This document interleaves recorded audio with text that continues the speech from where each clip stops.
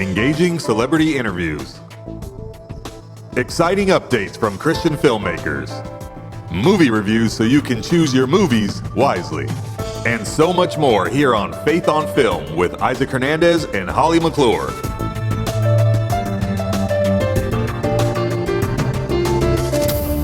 Welcome to another exciting show of Faith on Film.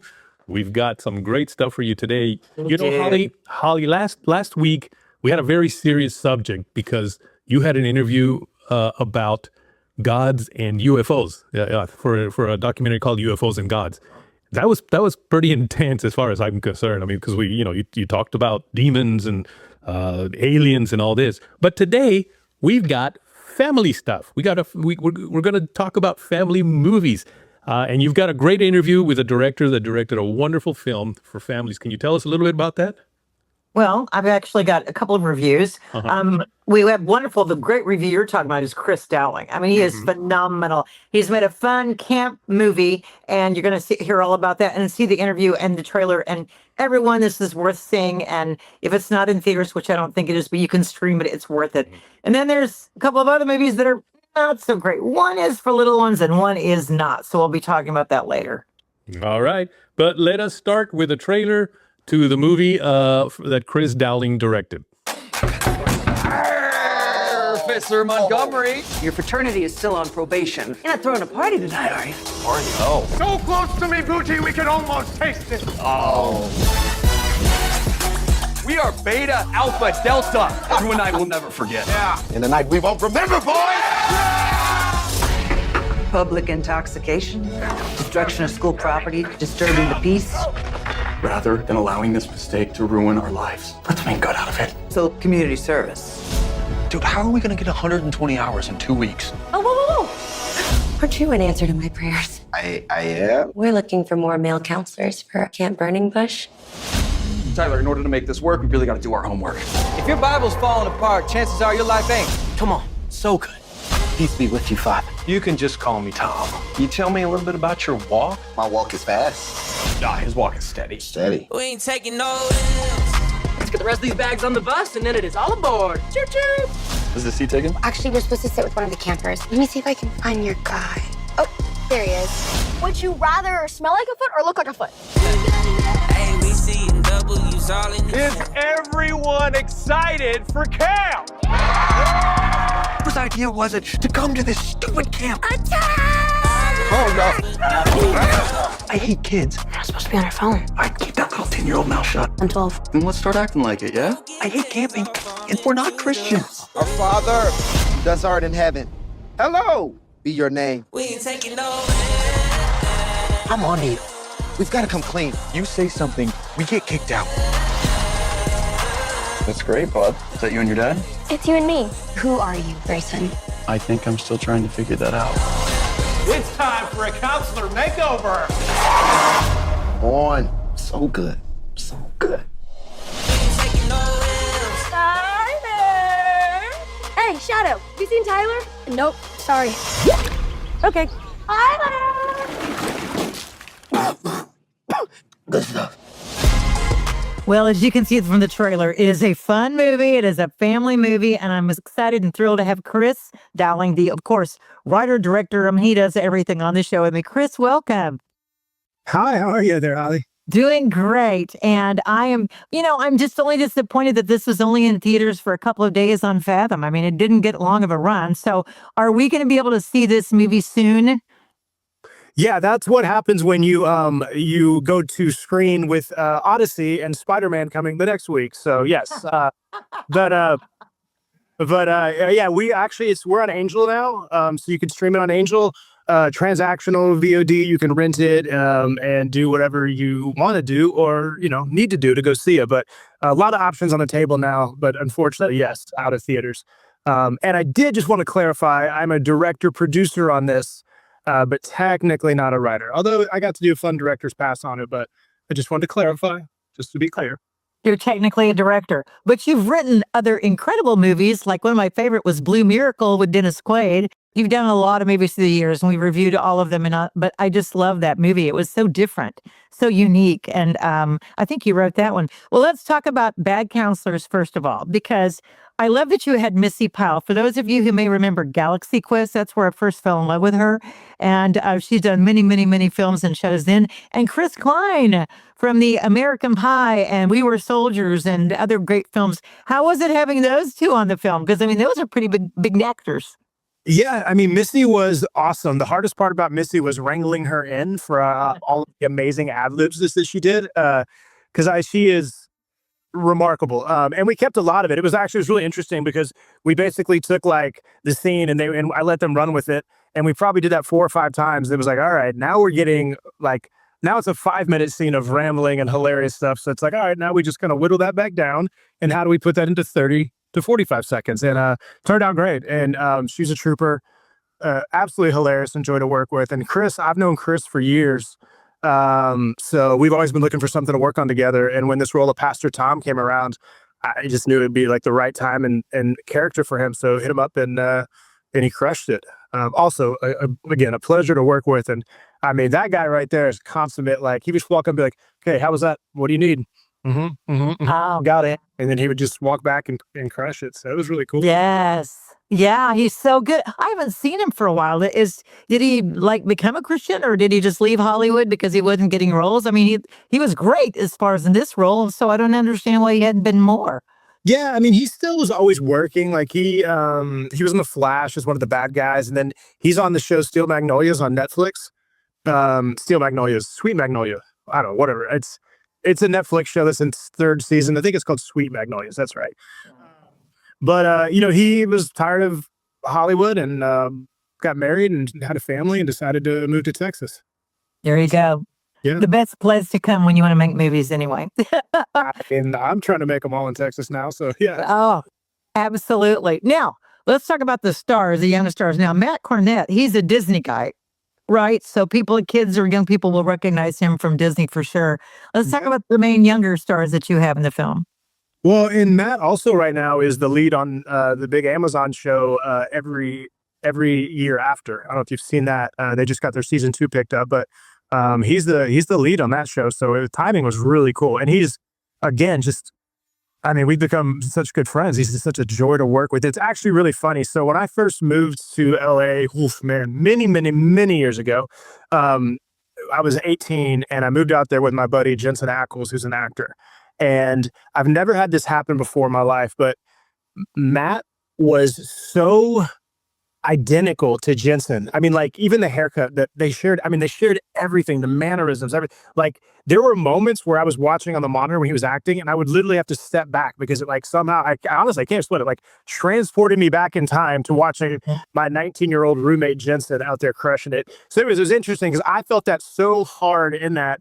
And then since then, we've had a bunch of our buddies that have watched it, actually including Jensen's parents, who watched it and were like, oh my gosh, like that's Jensen. So it's pretty cool to have that happen too. But Matt he's awesome. And I mean, he's got, like you said, he has a lot of Disney work in the past and some other shows, but he's, his future is just super bright. Okay, as far as the story goes, the guys are in college and they commit some pranks and do some stuff and get in trouble for it. So it's kind of campy at the first, kind of like one of those, okay, they're pranksters and they get in stuff. But it kind of takes a different turn, doesn't it, when they go to be Christian counselors and they're not Christian. I love that whole thing.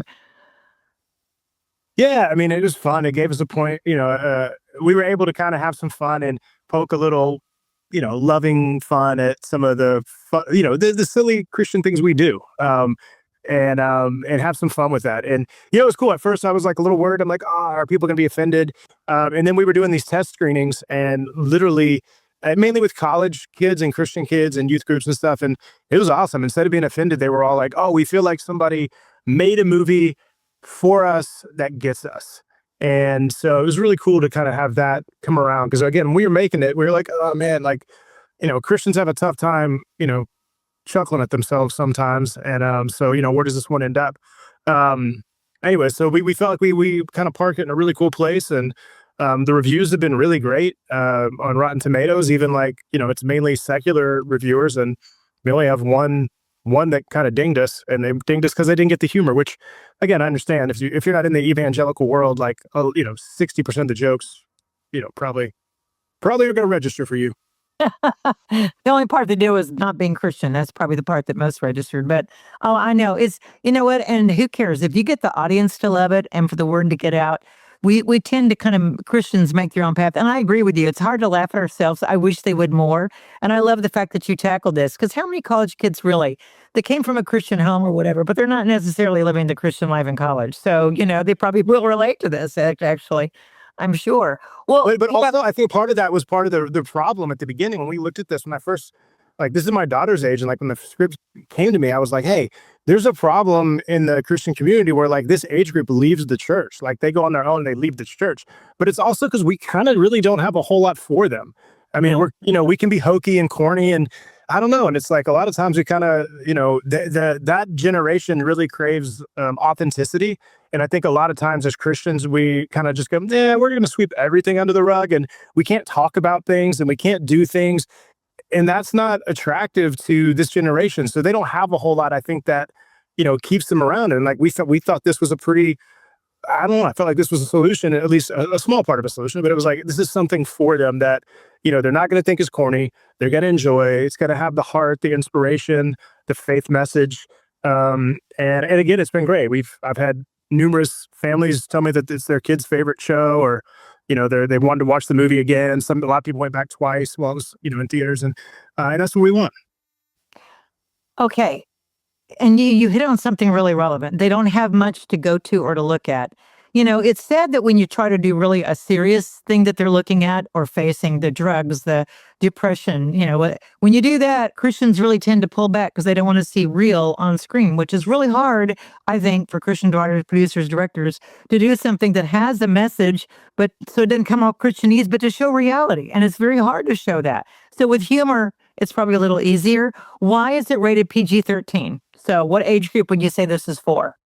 Yeah, I mean, we had youth groups, a lot of churches and youth groups go. I mean, it's really rated PG-13 because at the beginning, these guys are obviously, they're frat guys. And so, I mean, it's probably the most chaste frat party in the history of frat party, but they do have red Solo cups that they are, drinking beverages out of. And so for that, we got a PG-13, which again is fine. I mean, our real target audience is the preteen into the young adults and stuff. But again, I've had kids top to bottom that loved it, that were much younger, and it is funny, like you said, a lot of them recognize Disney stars or Nickelodeon stars, or familiar with a lot of the actors and actresses, what made it pretty fun. So it wasn't like your typical faith film actor group that felt different, I think.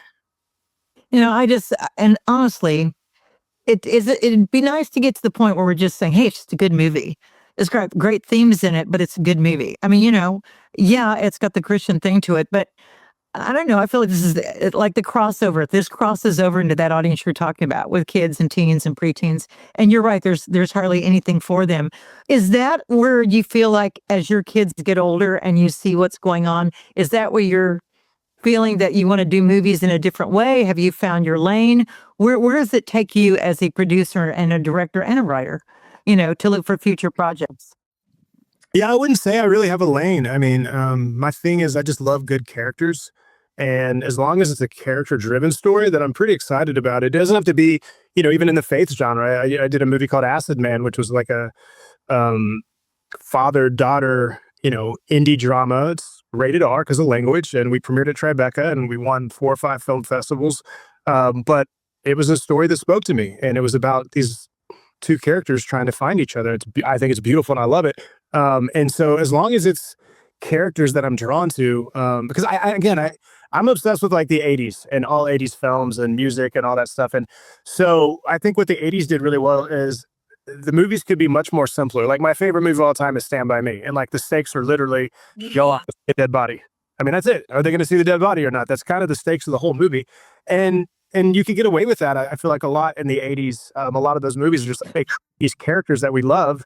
And so we go on the journey. And then now I feel like when we're out pitching stuff, it has to be what's the high concept and what are the stakes? I feel like every time I turn to first draft, it's always well, we have to make the stakes bigger. And it's well, the world's going to blow up. Well, it's got to be the universe is going to blow up. You know what I mean? Like it's always, so it's, for me, I'm just like the character driven stuff is what really I enjoy. And so, you know, I'll do anything, you know, that I like that kind of gets to play with some real characters. And, you know, but you know, the whole faith based is really a marketing thing. It's not really a genre, you know, just genres, but I get it. You have to kind of pitch it to that core audience, and I understand that. But like Bad Counselors, yeah, I agree. Like it's just a fun movie, funny movie. And again, that's why I think we've got great Rotten Tomato reviews from secular reviewers is like, most of them enjoyed it. They just enjoyed the movie. It just is nostalgic. It's funny. It's got a lot of heart. There's, you know, plenty of inspirational motifs to pull from it. So, yeah, I mean, it's, but I love that. I love the idea of playing with, you know, I don't know if you want to say it's like a secular movie, but it's got a Christian, you know, worldview inside of it, or you know, Christian characters, or maybe they're not Christian, but there's something to say about, you know, a journey or about God, or, you know, so I mean, yeah, I'm interested in anything and everything that, like I said, is character driven and feels real. I love how you're in love with the 80s, and I watch on your social media when you post old movies. And of course, you know, being a film critic back then, even, you know, I'm laughing because I'm going, okay, like the very end of the 80s actually for me, but it was like, oh yeah, that's right. In the 90s, that was to me the best 2 decades of movies coming in. It was like one after another, like you nailed it, you nailed it. I love those. And of course, Stand By Me was on TV the other day, and I'm like, and I flipped over and I was just as intrigued. I've seen that thing probably, I don't know, 50 times. And just as intrigued, and the characters, each one, how at the end of that, it was just so significant. But I love that you see that. Now, your kids are getting older. Are they asking you, hey, Dad, make a movie like this, make a movie like this?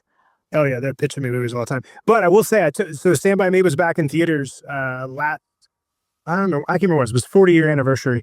And I took my daughters separately. I took one the first day and one the second day.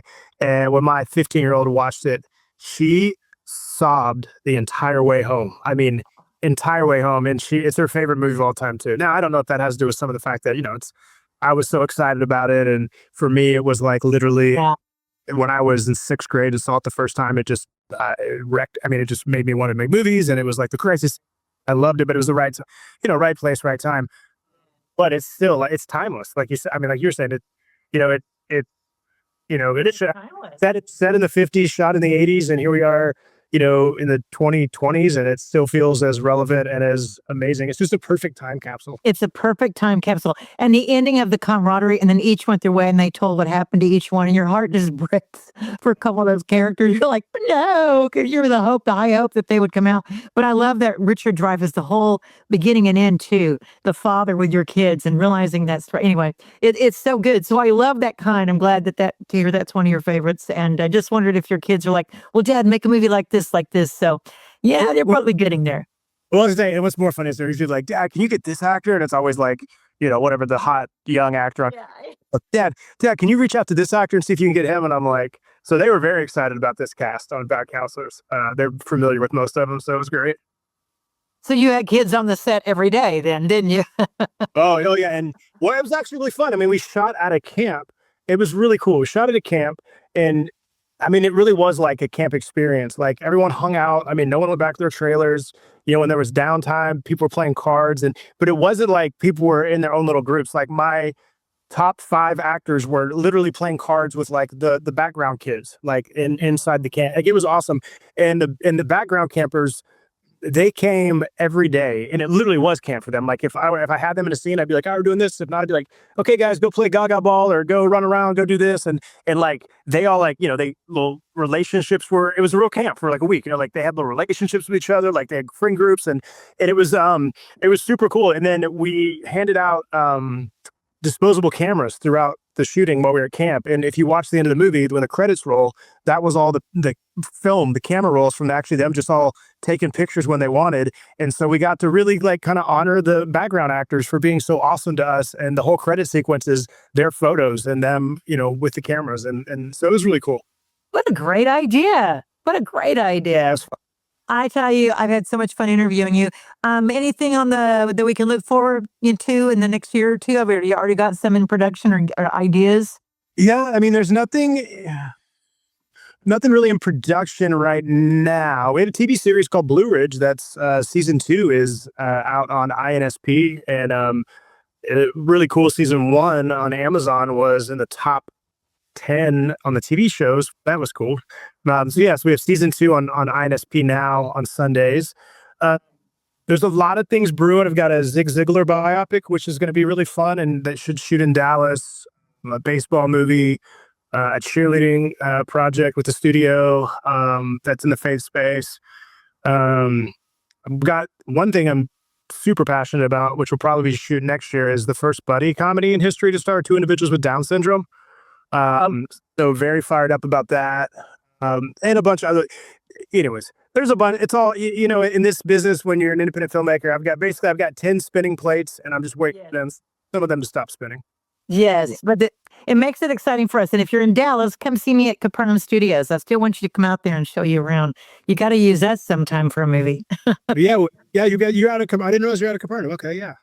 I'm the marketing director at Capernaum, so call me up and come on out, and we'll show you a good time, give you the VIP tour. Okay, deal. Sounds good. You can see what we're doing. Thank you so much, Chris, for being on with us today. And everybody go see Bad Counselors. You can look up on streaming. He gave different outlets. Thanks again. God bless everything you're doing, Chris. No, thank you so much, Holly. What makes Capernaum Studios different from other movie studios? We believe in empowering filmmakers to make stories that matter, inspire, uplift, and transform lives. From historically authentic sets to state-of-the-art, fully equipped sound stages, we offer immersive LED and green screen stages, ICVFX virtual production, period to modern sets, a first-century village featured in The Chosen, and much more.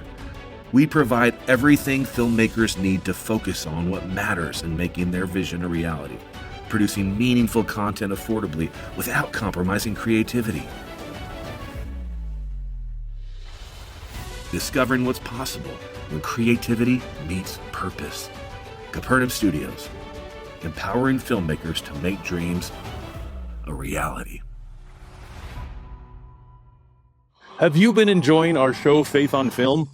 We sure do enjoy bringing you information every week on what is happening in and around the world of faith and family entertainment, with interviews with some of the best faith and family filmmakers, to reviews of the Hollywood movies being marketed to you so that you can choose your movies wisely. But we cannot do this alone. That is why we are launching the Faith on Film Champion campaign. One definition of a champion is an individual who passionately supports, defends, and fights for a cause. What is a Faith on Film champion? Well, it is an opportunity for you to partner with us and help us continue to bring these great shows to you every week.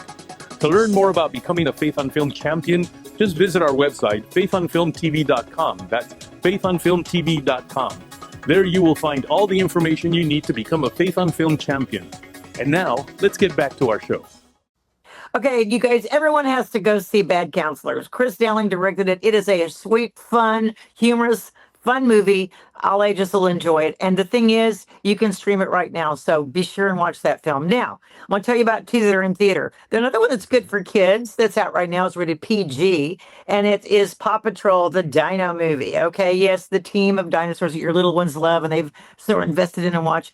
It's an action for kids. And it's fun. It's exciting, colorful. It's got fun things for ages 4 and up. So about 4 and up, if your kids are into Paw Patrol, that team meets Rex, and then a volcano happens, and dinosaurs are there, and it's on an island. And of course, the team has to go together with their special mechanics and vehicles and courage and teamwork to go ahead and solve the problem and rescue that island. It teaches kids about courage, about teamwork, about how to learn from your mistakes. So it's a sweet movie, colorful, and this one's a little bit more colorful, and the music is good. So I think parents, who watch Paw Patrol with your kids, you'll enjoy watching this. Then there's a movie out that's PG-13, and you need to heed the warning if you have little ones, okay? This time PG-13 means PG-13. All right, it is The End of Oak Street, rated PG-13. And it's stars Ewan McGregor and Anne Hathaway, and it's about the family. They're in their house. All of a sudden, there's things going on. Dinosaurs are appearing. They're running outside. Neighbors are getting eaten, and I mean eaten. So it's not super bloody at first, but just chomp, chomp, chomp. And then, of course, as the story goes on, it's how all the dinosaurs are roaming the neighborhood. And I mean, going by windows, destroying houses. It's got that 80, it's purposely silly. The plot's purposely silly. So it is that. They don't take it seriously. Okay, but they do take seriously dinosaurs eating people. There's 2 dinosaurs mating. And that's supposed to be a funny scene, which it kind of is. But I mean, dinosaurs mating. I'm sure no one's ever thought of that before. And it's from that era of the 80s, the Spielberg movies where, there's danger, but then, they're escaping and you're wanting them to escape. And then eventually they learn how. Okay, I'm just going to be graphic. I don't want spoiler alerts, but I'm just going to tell you. There is a scene where the dinosaur is attacking Anne Hathaway. So Ewan McGregor, the husband, trying to save his wife. So he pushes her to safety. He steps back and you're like, no. And of course, the big dinosaur comes in, chomp, bites the dad, picks him up. And the kids are watching, the teenagers. But I mean, there's blood, the dad, and they're like, no. And then the kids have to run and escape. And I'm like, are you kidding me? Are you kidding? You just killed the dad and there's other stuff that happens. It's very perilous. It is redeemed at the end. Excuse me. I will tell you there's a happy ending, but it's really not for kids and it's not for tweens. It's for the older teens who can laugh at it, enjoy it, appreciate for what it is. And that's who it's for, and adults. So I think maybe we can clarify something that PG-13 doesn't mean it's good for all 13-year-olds. No. And definitely. so that's PG. It's got language in it. No, this is not. No, there's language. There's dinosaur violence. There's, intense blood spreading out as they're biting people, so it's not like, it's not Paw Patrol. That is for sure with those dinosaurs. This is a much different thing. So I just want to warn parents, don't think, oh yeah, PG-13. It's okay. I'll take my 12-year-old. I don't know if any of you remember when you were adults, you first saw Spielberg, the movies that he's done, Jurassic Park and there was some intense chases, even as an adult or even an older person, you still were like, whoa, that was kind of nerve-wracking. Well, they got that in this movie. So you have to be ready for it. So I don't know. I just want to give a warning, as we do often. Good. We're not bashing it. We're saying beware of the warning. There's a reason it's there, and take that into consideration. All right. Sounds good. Now, next week, we have a very exciting show again, Holly, because you have an interview with a very interesting young man that also there's a documentary that's been produced about his life, and I don't want to say his name totally because I know I'll mess up that last name, but Nick, who has no arms and no legs. That's right. Well, you're throwing it on me to say the name, and that, but thanks, Isaac. Really kind of you. It is such a good interview. You all do not want to miss this interview. He talks about his life. He talks about the struggles, wanting to commit suicide. He talks about, it is so, I know his story. I've met him several times, and it's so compelling, this interview. I'm not just trying to say because we did it. I'm saying you watch that, and I think every teenager, every junior high teenager should be watching this movie. It's that good. All right. Well, folks, that's it for today. Thank you for joining us. Holly, we'll see you next week. Write to us at faithonfilmtv@gmail.com. That's faithonfilmtv@gmail.com. And follow us on Facebook, Instagram, and X at Faith on Film TV. Also, visit our website, faithonfilmtv.com. That's faithonfilmtv.com, where you'll find links to all of our past shows and much more.